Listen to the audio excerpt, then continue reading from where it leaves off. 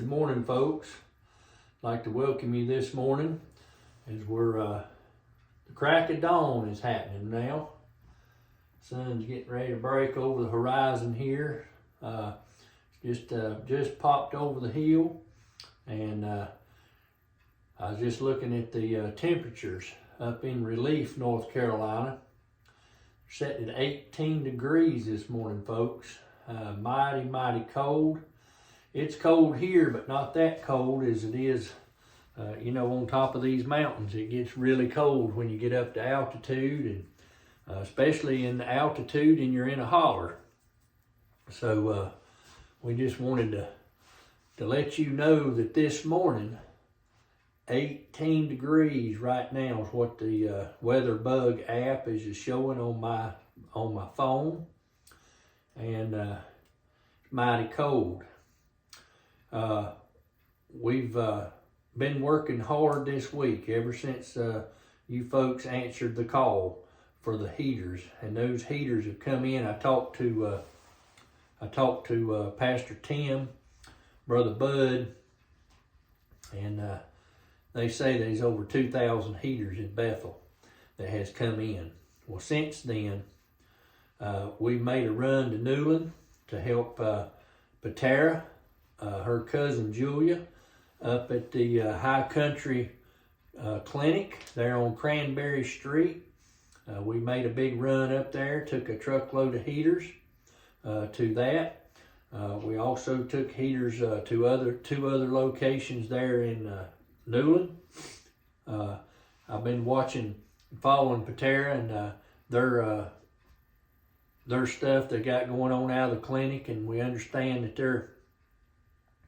they have patients come from everywhere to that clinic, and they've got people that's going to be getting these heaters down in Spruce Pine and all these locations, and we're reaching out down into Spruce Pine as well, and as well as over in Swannanoa and Black Mountain and all these other locations. A lot of people don't understand how you can get all this stuff moved around in the mountains like this. And I tell you, folks, it's been quite a way the Lord is working, getting us in contact with these people in the mountains.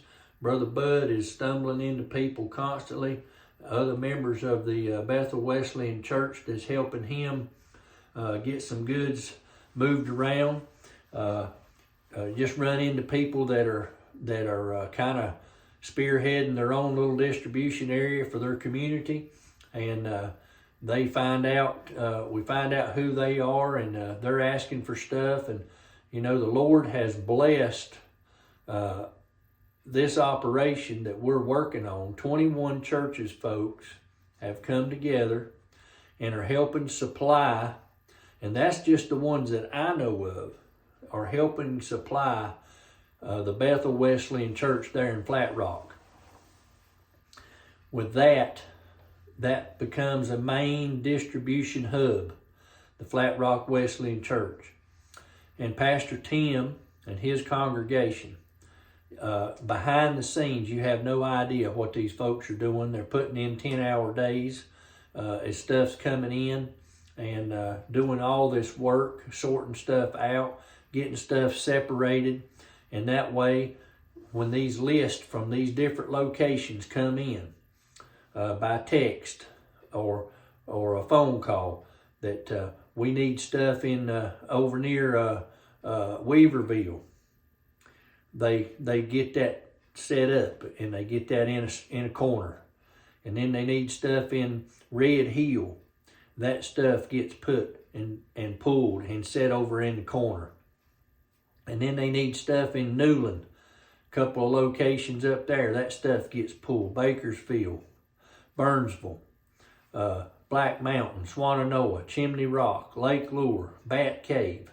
All these areas, they contact the Bethel Church that they need supplies. And without your donations, folks, this wouldn't be possible.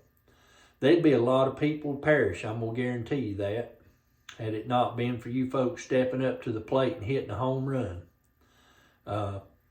It's cold. These people are going to be freezing. They're going to be hungry. And without what y'all have done, I don't think you understand. You have literally filled a church basement. We've got 2 shipping containers behind the church. We've got a gymnasium, the Family Life Center full, the church basement's full, the hallway, the classrooms, 2 shipping containers. And stuff continues to come in. But this stuff's going out just as fast as it can come in and get it to these different locations. And of course, anybody that shows up at the Bethel Church that's coming from different locations that knows where to get supplies that's needed, they can come straight to Bethel. Now, folks, Pastor Tim has told me he gets phone calls just constantly. He can't answer the phone because he's trying to help people. If you need to get a hold of Pastor Tim, the best, most efficient way is to send him a text, because his voicemail fills up and the phone rings and goes to nothing, so he knows nothing about what's happened other than a missed call. The best way to get a hold of Pastor Tim, folks, is through a text. At least by text, he can see and read what's going on. So if you need to get a hold of Pastor Tim, send him a text. If you need to get a hold of Brother Bud, send him a text as well, or an email. That's the best way, because he can't answer the phone either. A lot of places Brother Bud is in has no cellular signal. If you're following his channel, you'll see that video where he's talking to that lady, and they've had no communication since the hurricane. Now, she does have power and it goes in and out, but no communications whatsoever, and there's no cell signals up there either. The tower was taken out, and the fiber and all that fed the tower, the copper lines or whatever it was they had going up there is gone. So there's no communications at all. Don't know when that'll be restored. So folks, just wanted to let you know we have the best way to get a hold of Pastor Tim is a text, and that way he can at least have somebody to take and read the text to him while he's working, and maybe on the church line and things like that. He's got 2 ladies now that are just answering the phone, because he just can't do it all and keep up with what's going on with the goods and things that are coming in, and which is a good thing. And he's very appreciative of all this stuff, because the amount of people they're able to help is tremendous. And he told me a couple of days ago they just found out about the facility in Rutherford County. Well, yesterday morning they carried an entire truckload of heaters down there as well, because everybody down there was sitting in tents and glamping, camping, glamping. I don't know exactly what all that encompasses, but there's volunteers and stuff that's coming down there, and they're all in tents and campers in this cold, and it's 28 degrees there this morning, so it's below freezing. So all these heaters and all this propane you folks are sending in is very critical. Matter of fact, it's just life-saving. Without the heaters and the propane tanks, the hoses and adapters, folks, these people would probably literally freeze. From last night on up through next week, the temperatures are going to continue to drop and continue to drop. And without your help, this would be a major catastrophe, and we would be seeing on the news where we've lost people due to hypothermia and freezing. And this will also help cut down on the frostbite and things like that, where without all these heaters and what y'all provided as far as sleeping bags and the clothing and the blankets, you have no idea, folks, what you have done, what you've participated in, but you've answered the call. The Lord stirred your heart and you responded, and it's paying off. I just wanted you to know that.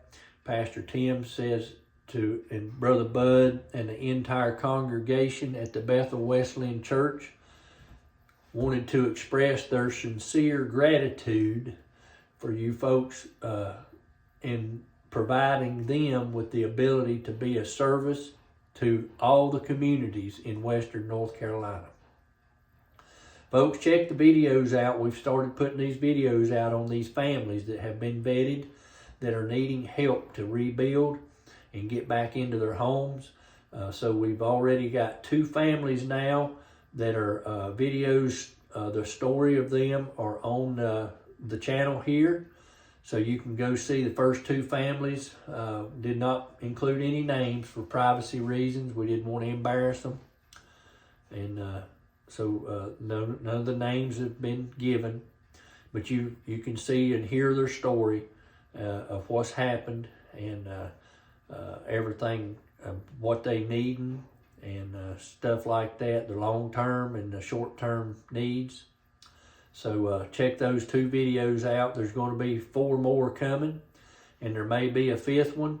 We may have a 7th family that we're going to be trying to help. So if you're interested in helping any of these families, please contact the Central Global Methodist Church in Asheboro, North Carolina, and its phone number is 336-629-1425, and you'll be possibly on an answering machine. You may get a direct, be able to talk to somebody direct, but the numbers of people calling, a lot of times they go straight to a voicemail. You're going to be getting a call from Ross. He's the missions director there at Central. You'll be getting a phone call from him. He's going to follow up with every voicemail that's left. And you'll be talking to him, and he can explain anything you have a question about and let you know how you can help and so forth. And we'll make sure that all this stuff gets to these families like we intend it to do. Everything's transparent, and we don't try to keep anything from anybody other than the privacy of these families that are needing help, that have fallen through the cracks where the insurance companies have failed them, and they're not wanting to pay off for purchasing the insurance, all because the excuses I'm hearing that the insurance companies are giving is the earth has moved or you've been flooded. And if they've been hit by a mudslide, they won't pay because they say the earth moved. And if they've been flooded and they wasn't in a flood zone, they just say you didn't have flood insurance. So they're trying to squander their way out, and the law will probably allow them to squander their way out of this. They've been real good at collecting the money off of these people over these years, but when it comes time to pay out, they gonna run with their tail tucked between their legs and hide behind the first tree they can get to keep from holding up their end of the bargain. Folks, keep in touch, keep following. We're going to continue to let you know about the other families and any news that comes up that we know you need to know about. It's in Western North Carolina. We'll keep you updated. I appreciate you joining us this morning. Y'all have a blessed day, and remember these folks in your prayers as all these temperatures continue to fall. I don't know if it'll get above freezing today up in the higher elevations. Like I said, they were sitting at 18 degrees a while ago. Thanks for watching. Have a blessed day.